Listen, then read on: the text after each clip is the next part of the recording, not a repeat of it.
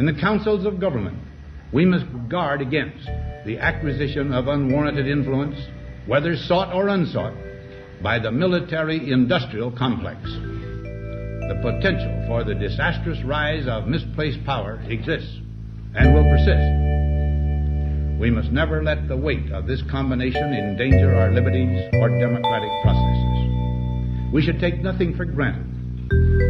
Only an alert and knowledgeable citizenry can compel the proper meshing of the huge industrial and military machinery of defense with our peaceful methods and goals, so that security and liberty may prosper together.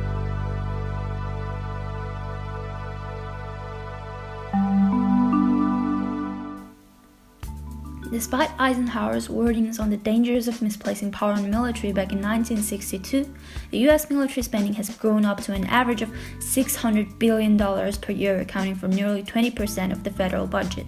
In 2014, namely, the amount spent on military defense was almost $1 trillion, which is more than the military budget of the next 7 high-spending countries combined. Although historically the US was conditioned to specifically emphasize on military in order to secure a leading position during the Cold War arms race, in the end it led to the bankruptcy of the Soviet Union. Later, as G.W. Bush was elected, humbler military program was promised, however not long after the events of 9/11 followed, leading to another conditioned increase in military spending. But since then, the military budget has only kept increasing. As Commander-in-Chief, I have determined that it is in our vital national interest to send an additional 30,000 U.S. troops to Afghanistan. Later, however, regarding such administrative positions, it has been argued that an ideological lie has been created that the USA should use its military power to project its influence around the globe and particularly in the Middle East. The United States is involved in the Middle East because we have interest in Israel, we have interest in global economic stability that comes from the oil and the goods that are shipped through that area. There are accusations that the United States is involved in the Middle East because they're worried about oil. The United States right now is almost totally independent as an oil producer. We don't need Middle Eastern oil. You know who needs Middle Eastern oil? China and Europe. But we need trade with China and Europe, and we need the global economy to work. And so the United States is involved in the Middle East mostly because that it's the global hegemon and that the world financial and trade system depends on stability in that region. But the security dilemma is not caused by the United States' actions there. The security dilemma exists there, and the United States has become involved there because of that security dilemma.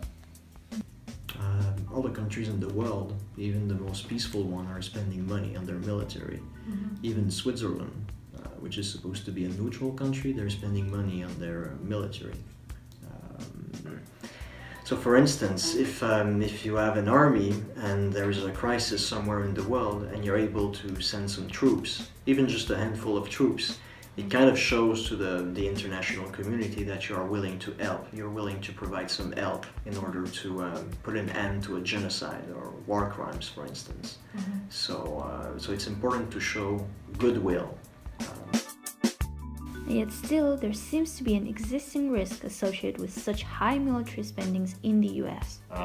Military spending itself is not necessarily a risk, but what you're spending it on can be. So if you're a well-developed country and a lot of your military spending goes to pay soldiers, that's very different than buying a whole lot of missiles that are going to be aimed at your neighbors, for example. So it's not just the spending, it's what you're spending it on.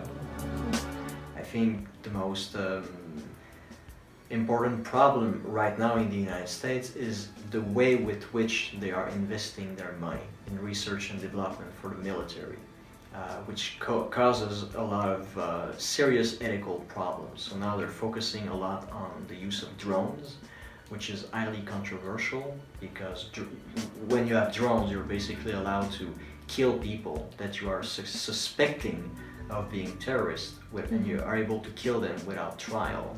And they also announced, I think last week or 2 weeks ago, that they are going to invest $18 billion on the development of artificial intelligence, so autonomous weapons. So it means helicopters, fighter jets that can fly in the sky and that can kill people without remotely, without any interaction with a human being. So if these weapons are ever developed in the future, that would create a situation in which nobody would be to blame for potential crimes. Concluding thereon from what has already been said, we understand that military spending itself may not be the problem, but the way in which it is spent can be. Therefore, it is recommended for the people in charge to be more considerate about where the money is going and how it's relocated. One of the recommendations is reducing the stockpile of nuclear weapons, as currently there are about 7,200 warheads, and just a slight reduction could result in a saving of $87 billion in total. Secondly, cutting the unnecessary programs that often could be executed through other less expensive technologies could also lead to a $40 billion saving over a period of 10 years. Additionally, cutting the Pentagon civilian workforce, reducing expenditure on command support infrastructure, and reducing intelligence spending without causing damage to defense and security could potentially save an amount of $320 billion in accumulation. And last but not least, a more wise and thorough approach is recommended towards ethically sensitive investments, especially those on drones and autonomous weapons. We should take nothing for And as granted. President Eisenhower said, Only an alert and knowledgeable citizenry can compel the proper meshing of the huge industrial and military machinery of defense with our peaceful methods and goals, so that security and liberty may prosper together.